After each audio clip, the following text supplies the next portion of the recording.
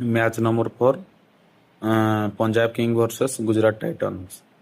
ତ ଆଜି ଖେଳ ହେବ ନ୍ୟୁ ଚଣ୍ଡିଗଡ଼ରେ, ଯେଉଁଟାକି ପଞ୍ଜାବର ହୋମ୍ ଗ୍ରାଉଣ୍ଡ।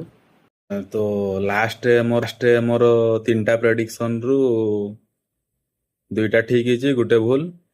ତ ଆଜି ହେଉଛି ଗୁଜରାଟ ଟାଇଟନ୍ସ ଆଉ ପଞ୍ଜାବ କିଙ୍ଗର ଖେଳ। ତ ପ୍ଲେଇଂ 11 ଶୁଭମ ଗିଲକୁ ସାଇ ସୁଦର୍ଶନ, ତାପରେ ୱିକେଟ୍ କିପର ଜସ୍ ବଟଲର, ତାପରେ ରହିବ Washington Sundar, Glenn Phillips, Shahrukh Khan, Rahul Tewatia, Jason Holder, ତାପରେ ରାଶିଦ ଖାନ, ପ୍ରସିଦ୍ଧ କିଷ୍ଣା, ମହମ୍ମଦ ସିରାଜ। ଆଉ ଇମ୍ପାକ୍ଟ ପ୍ଲେୟର ରହିବ ଗୁଜରାଟର ଅଶୋକ ଶର୍ମା, ସାଇ କିଶୋର, ପ୍ଲସ୍ ହେଉଛି କାଂସିକ ରାବେଡା and ଆରଶଦ Khan.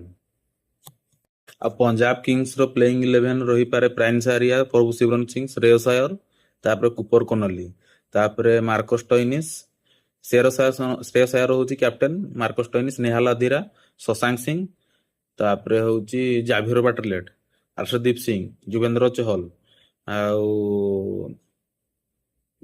Chahal, Marco Johnson.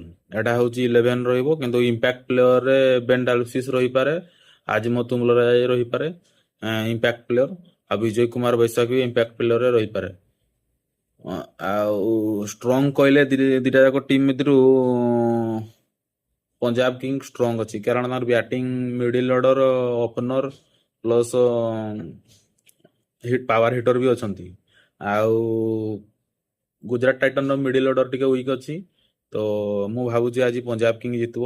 Punjab କିଙ୍ଗର କି ପ୍ଲେୟର ରହିପାରେ ମାର୍କୋ ଜନସନ, ଆଣ୍ଡ ତାଙ୍କର ରହିପାରେ ହେଉଛି ଜସନ ହୋଲ୍ଡର, ଯୋଉ ଗୁଜରାଟ ଟାଇଟନର।